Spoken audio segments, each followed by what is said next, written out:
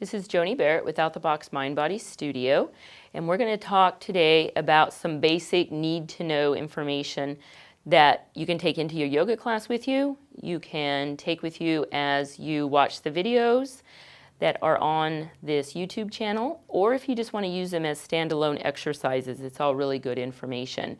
So first I want to talk a little bit about the pelvis and the parts of the pelvis, because everything starts with the pelvis. If you get your pelvis in good alignment, everything else will line up. So some pieces: this is the back of the pelvis, this is the sacrum, this is your tailbone, these are your SI joints. As we turn it around to the front, this is your pubic bone.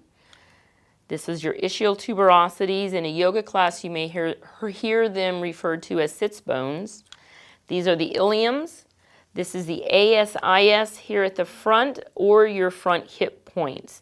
So that's the basic structure of the pelvis. And I'm going to show some misalignments on Jan here. I'll have her do some of those, and then I'll show you what happens in the pelvis whenever she has those misalignments. So I'm just going to have her turn to the side just because it makes it easier to see, and I still want her to have her feet underneath her. So one way that you can make sure that you have your feet under you is to bring the feet all the way together and then slightly separate the feet. And that will just give you an idea that the feet now are under you. You're not wondering how far they should be. That's just a nice, easy way to do it.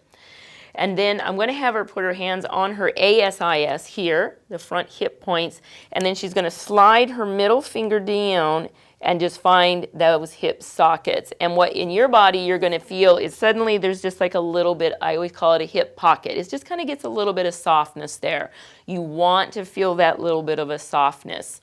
So I'm going to have Jan come into a posterior tilt, which is the most common misalignment that I see in class. So if you hold that right there, Jan, what you'll see is it pushes the femur, which is here, that leg bone, forward. And so those nice soft hip pockets go away. And so then she can't feel that anymore. And then what it does is it raises the front up. It drops the back down, and because of that, it will flare the front of the pelvis, and so then the back of the pelvis, especially the SI joint, becomes crunched in. We don't want that. That's not a comfortable feeling. So now I'm going to have her come back to neutral, the place where she has hip sockets, where she feels like her ischial tuberosities are pointing straight down. And then I'm going to have her come into an anterior tilt, which is less common, but we do sometimes see it. And the biggest place that I see that is anterior tilt is whenever it's an increase in the low back. Because remember, from here, the low back comes out. So you're indenting that because the front has dropped down and the back has lifted up. And then we'll just have you come back into that neutral pelvis. Right, so you're looking for a place where the bowl of the pelvis, a lot of times you'll hear it said that don't spill the water out of the pelvis. That's a nice visual too. If you're posterior, you spill to the back. If you're anterior, you spill to the front. So once you have that pelvis in place, I'm going to put this one down. Then I'm going to give Jan a yoga block, and the best size to use is a thinner of the yoga block. So if it's too thick, it doesn't work quite as well. And I'm just going to have her put it between the legs up near the groins. The muscles that we want to find are your adductors, those inner thighs, but the ones, there's three of them, the ones we really want to use are the ones that are up close to the groins, because they're the ones that are going to give that pelvis some stability. So if we put the yoga block too low between the knees, that's the wrong muscle group. We don't want to get the body too confused with this information. So her feet are still able to be under her. So she's first going to hug the yoga block. That's going to be inner thighs. So when you give that little hug, you should feel the hip sockets get just a little bit deeper. Good. Then I'm going to have her isometrically from her feet. So isometrically means nothing moves. You're not going to see her feet move. I want her to scrub, and I'm going to stand just like this, like these were her feet. Scrub the feet away from each other, but they're not going to move. The heels aren't going to turn out. The feet aren't going to turn out. You're just going to give a little scrub away, but under her hands here, she's going to feel this muscle. It's your gluteus medius. It's one of your glutes. Contract.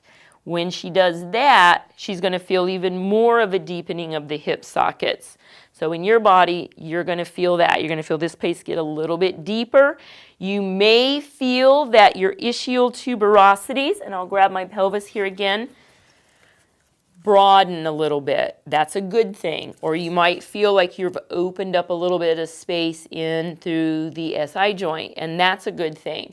So you're just giving a little bit of space so that pelvis isn't in that posterior tilt where most people like to hang out. You've now brought it into neutral. Once those are in place, the next thing to think about is the transverse abdominis, which is one of your abdominal muscles, and she has her hands perfectly placed. So she's going to think about taking the muscles between her fingers here and drawing it a little bit closer together. What it might feel like in your body is that you're actually drawing the stomach back towards the sacrum. You're not changing. You're not posteriorly tilting, you're not anteriorly tilting. The pelvis itself stays completely neutral. It's the muscles that we're affecting. What you might notice, again, is a little bit more deepening of the hip sockets, a little bit more broadness through the SI joint, maybe a little bit more broadness through those ischial tuberosities. So the muscles that we've just found are the muscles that are going to give the pelvis stability whenever we come into any yoga pose, whether you come into any sort of activity at all, running, climbing stairs. Those muscles need to be with you at all times. So I'm going to have her just bring her hands down to her side here, and this is actually a perfect Tadasana. So if you want to use this as an actual exercise to tone the inner thighs, the outer hips, the abdominals, this is a great way to do it. You can do Tadasana at home. So once you get the hang of it, you can do Tadasana standing in the grocery line. Now, we're going to talk about the pelvis, and we got all that set up. I'm going to say just a few things about the rib cage. So Jan's got really good posture here, and what I find that a lot of times if you get the pelvis set up correctly, everything else just kind of falls into place. So her rib cage is back, so what I'm going to have her do is show rib cage forward. So we don't want to see that. So draw it back, and a lot of times once this abdominal muscles is on, it gets harder to push that rib cage forward. It just can't go because the muscles are kind of holding it in place.